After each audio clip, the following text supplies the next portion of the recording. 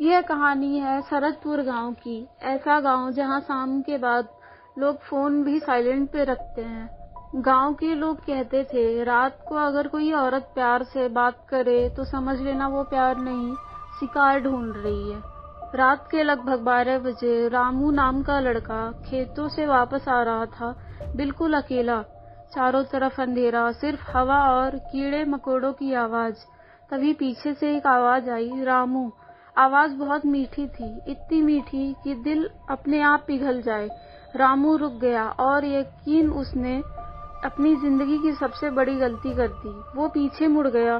पेड़ के पास एक औरत खड़ी थी, सफेद साड़ी, खुले बाल, चेहरा सुंदर था, लेकिन आंखें बिल्कुल काली, जैसे अंदर कुछ जिंदा ही ना हो। उसने मुस्कुराते हुए कहा, डरो मत, मुझे तुम पसंद हो, और सच बताना।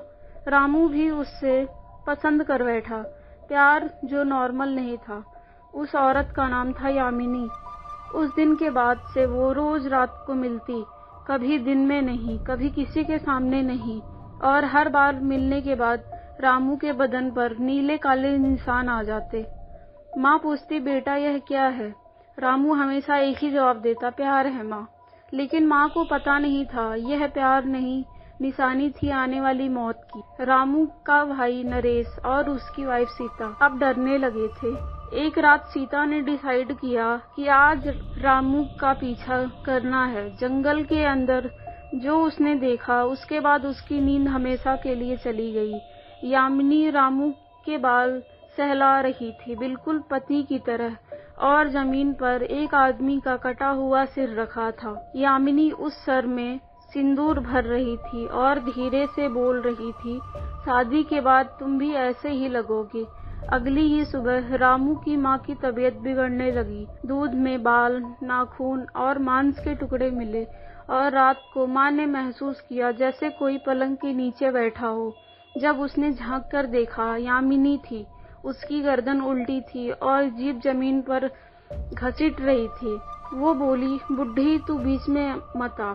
सीता भागती हुई गांव के पुराने तांत्रिक के पास गई। तांत्रिक ने कहा, वो चुड़ैल है, हर 12 साल में एक लड़के से शादी करती है और शादी के 7वीं रात उसकी बलि दे देती है। सीता के पैरों के नीचे से जमीन खिसक गई, क्योंकि शादी की डेट फिक्स हो चुकी थी। अमावस्या की रात शादी मंदिर में नहीं, शमशान में थी। रामू दूल्हा बना खड़ा था, लेकिन लोगों ने नोटिस किया उसकी परछाई उल्टा चल रही थी।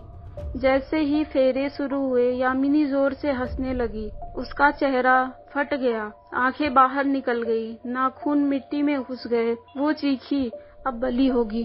तांत्रिक ने मंत्र पढ़े, यामिनी जलने लगी, लेकिन मरने से पहले उसने रामू के कान में कहा, मैं जा नहीं रही, मैं तेरे अंदर हूँ। अगला ही सेकंड रामू ने अपना ही गला काट लिया। आज भी सरदपुर में अगर रात को कोई औरत तुम्हारा नाम लेकर बुलाए तो लोग बस एक ही बात कहते हैं, पीछे मत मुड़ना, क्योंकि चुड़ैल प्यार नहीं करती।